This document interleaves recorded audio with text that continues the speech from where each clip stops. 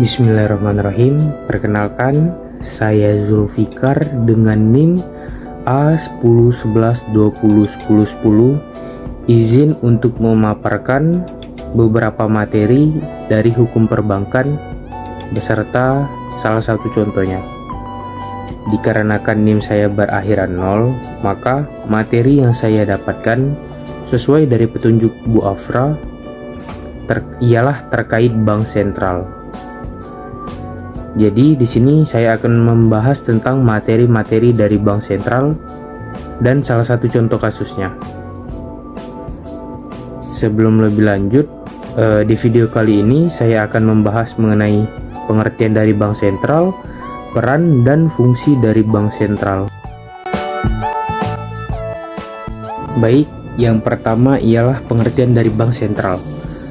Apa sih bank sentral itu? Menurut yang saya ketahui, bank sentral ialah suatu instansi maupun lembaga keuangan di sebuah negara yang bertanggung jawab atas suatu kebijakan moneter serta menciptakan aktivitas ekonomi yang stabil pada suatu negara. Lanjut pada peran dari bank sentral. Apa saja sih peran dari bank sentral yang kalian ketahui? Di sini yang saya ketahui, peran dari bank sentral menurut IMF ialah menjaga kestabilan sistem keuangan. Dalam menjaga kestabilan sistem keuangan suatu negara perlu dilakukan dengan cara memperkuat kebijakan makroprudensial. Peran selanjutnya ialah untuk mencapai kestabilan harga di suatu negara. Lanjut pada tujuan dari bank sentral. Apa sih tujuan dari bank sentral itu? Tujuan dari bank sentral ialah melaksanakan suatu kebijakan moneter pada sebuah negara, lalu menjaga stabilitas sistem keuangan pada sebuah negara dan mendapatkan laba. Dalam hal ini, tujuan yang berkaitan dengan kebijakan moneterlah yang paling dominan. Lanjut pada materi yang berkaitan dengan Bank Sentral Indonesia. Bank Sentral di Indonesia ialah BI atau biasa disebut dengan Bank Indonesia. Bank Indonesia sebagai bank sentral tidak sama dengan bank-bank lain pada umumnya. Tidak sama tersebut dapat dilihat pada perbedaan prinsip antara bank umum dan bank sentral. Pada dasarnya, bank umum memiliki prinsip untuk mendapatkan laba semaksimal mungkin. Sedangkan bank sentral, yakni Bank Indonesia, berprinsip lebih menitik beratkan pada efisiensi keuntungan untuk masyarakat Indonesia. Baik, saya akan lanjutkan pada Bank Sentral di Indonesia. Sebelum lebih lanjut, kali ini saya akan memaparkan tugas, wewenang, dan fungsi dari bank sentral yang ada di Indonesia. Lanjut pada tugas dari Bank Sentral Indonesia, yaitu Bank Indonesia. Tugas dari Bank Indonesia akan saya paparkan secara singkat saja. Tugas dari Bank Indonesia telah tertuang dalam Undang-Undang Nomor 23 Tahun 1999 tentang Bank Indonesia. Tugas tersebut ialah menetapkan dan melaksanakan kebijakan moneter, mengatur dan menjaga kelancaran sistem pembayaran, dan mengatur serta mengawasi bank umum lainnya.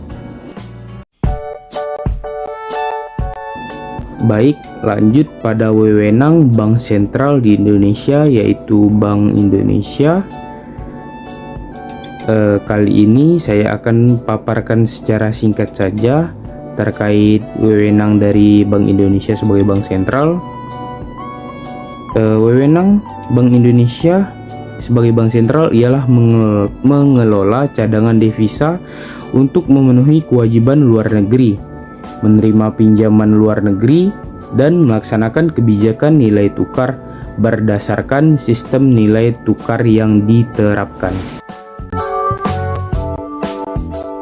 Baik, fungsi dari bank sentral yang ada di Indonesia atau fungsi dari Bank Indonesia, yakni Bank Indonesia berfungsi sebagai bankers bank, yang berarti Bank Indonesia berperan sebagai banknya dari bank umum yang ada.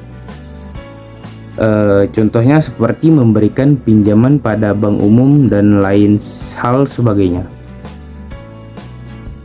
Lanjut pada peran yang fungsi yang kedua, lender of the last resort atau pemberi pinjaman terakhir, di mana hal ini berarti Bank Indonesia memberikan fasilitas kredit kepada bank umum yang mengalami kesulitan dalam hal pendanaannya. Lanjut pada contoh kasus yang pernah dilakukan bank sentral di Indonesia, yaitu BI atau Bank Indonesia. Pada tahun 2008, salah satu bank di Indonesia, yaitu Bank Senturi, mengalami kesulitan likuiditas karena beberapa nasabah besar di Bank Senturi tersebut menarik dananya. Salah satunya Budi Sempurna yang menarik dananya sekitar 2 triliun pada tahun 2008 tersebut. Sedangkan dana yang ada di bank pada saat itu tidak ada, sehingga tidak mampu mengembalikan uang nasabah yang salah satunya Budi Sempurna tersebut. Pada tanggal 30 Oktober dan 3 November, sebanyak sekitar 56 juta US dollar surat-surat berharga valuta asing jatuh tempo dan gagal bayar. Kasus Bank Senturi ini mencuat ketika pemerintah melalui lembaga penjamin simpanan atau biasanya disebut dengan LPS menyuntikkan modal sebesar 6,7 triliun lebih untuk menyelamatkan Bank Senturi tersebut. Jumlah ini tentu saja menjadi begitu besar dan menarik perhatian masyarakat karena dana penyelamatan Bank Senturi yang semula diperkirakan hanya sebesar 632 miliar menjadi 6,7 triliun. Kenaikan jumlah ini mengakibatkan berbagai tudingan kepada Bank Indonesia atau BI sebagai bank sentral dan Departemen Keuangan sebagai penentu kebijakan penyelamatan terhadap Bank Senturi pada 20 November 2008 melalui Komite Stabilitas Sistem Keuangan.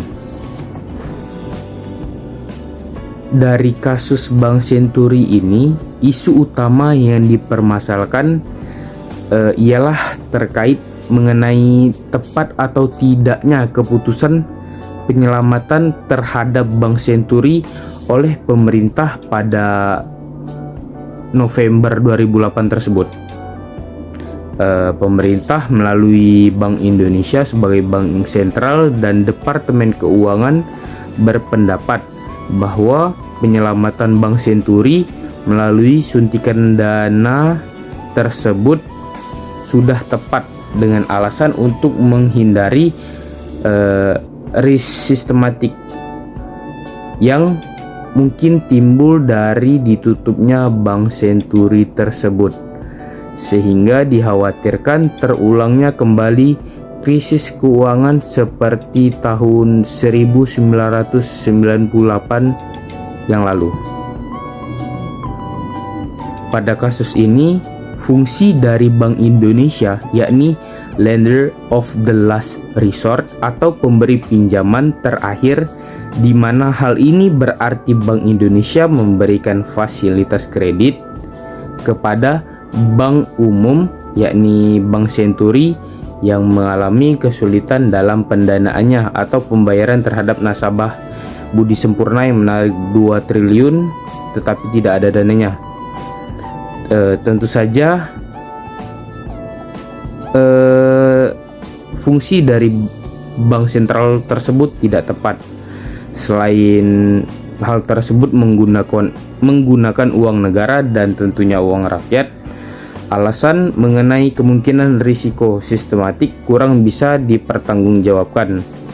Ditutupnya Bank Senturi tidak akan mengganggu kestabilan sistem perbankan negara kita, karena secara market share Bank Senturi hanya mencakup 0,1% dari jumlah perbankan yang ada di Indonesia.